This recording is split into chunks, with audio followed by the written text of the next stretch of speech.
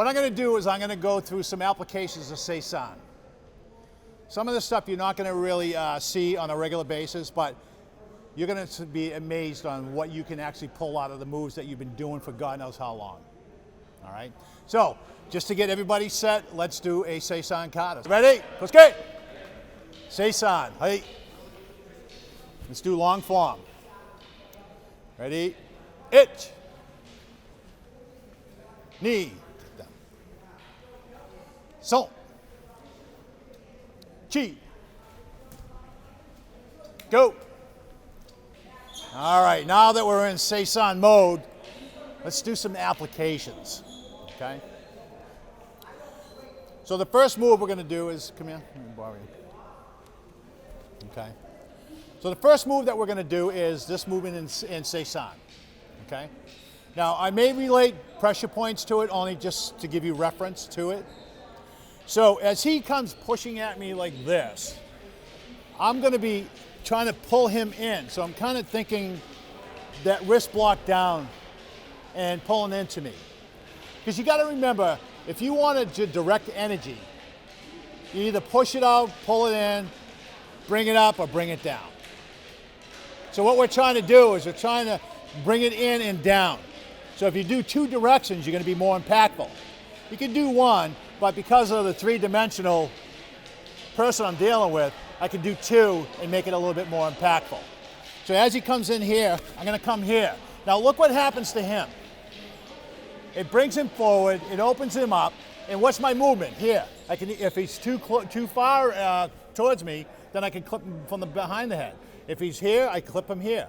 If he's not here, I clip him here. So either way, I'm going to get something, okay? So I got gallbladder 20 here, I got small intestine 17 here, I got stomach 5 here. I got something that I can work with. Because anywhere around the neck is vulnerable, isn't it? So we got a 360. So as we're working with somebody, our objective is to get to that 360. Because I'm not going to really hurt them too much out here, but when I get in here is really where you're going to be impactful. Okay? So that movement here allows me to open him up for those strikes. And all I'm doing is just hitting them with the knuckle of our hand. Okay? So it's more precise, it's more like a needle going in opposed to a flat fist. Okay? So with your partner, what we're going to do is, as he pushes here, here. If they come in a little too close, get them in the back of the head. If they're too far away, you'll be clipping here. It doesn't matter. Okay? Try that with your partner. It looks good. Yeah. Now, if you do happen to go behind the head here, you want to pull in towards you. Oh, okay. All right? So, oh, no, don't worry about that yet. Good. All right. All right, okay. That was classic. Yeah, he did it to me last class. Come here, come here. Come on. Every time I call on somebody, they go, you were way back there. I wanted to bring you up and get you more involved here. Okay? All right, the next movement here is, what's this? We got here. I'm going to bypass this one for now. Okay? The next movement is a strike and then grab. So basically what I'm trying to do here is I'm trying to clip the neck, right? Remember we told you anywhere around the neck's going to hurt. So all we're looking for is just a quick shoot, and then we're getting our hands out of the way. Then the next move is we grab, right? So in the kata, remember Mr. Durkin always tells you that should be a quick motion, right? Because the reason being is if you hit, stand right here, if you hit anybody above the neck or above the chest, where do they go? They go back. If you hit anybody below, where do they go?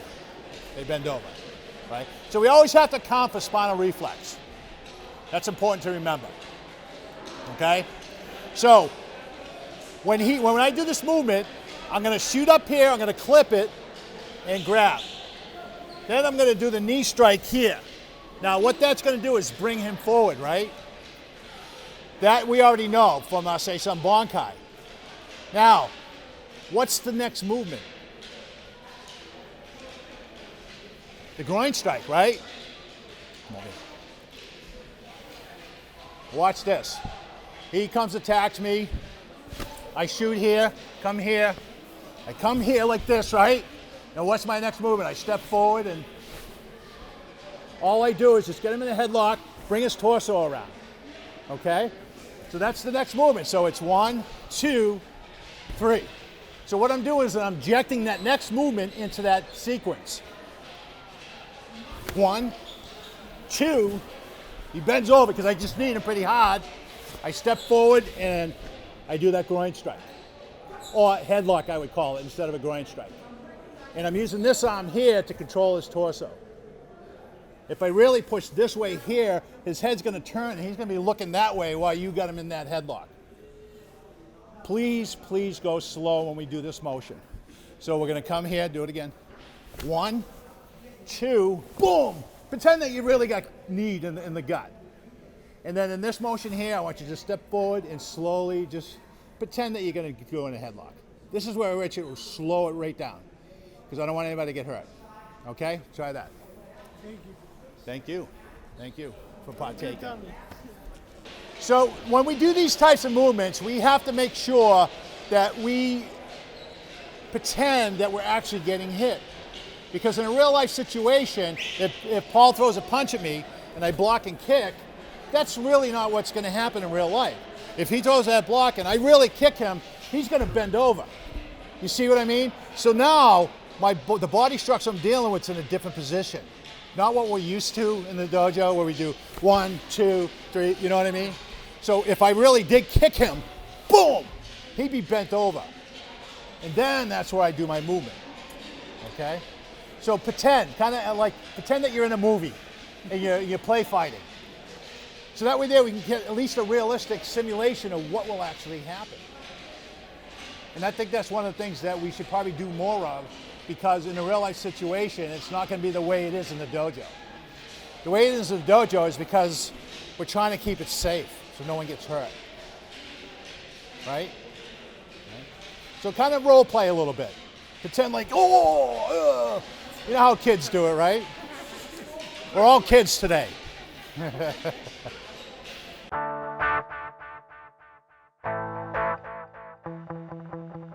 Please don't forget to like and subscribe to LiveDanD.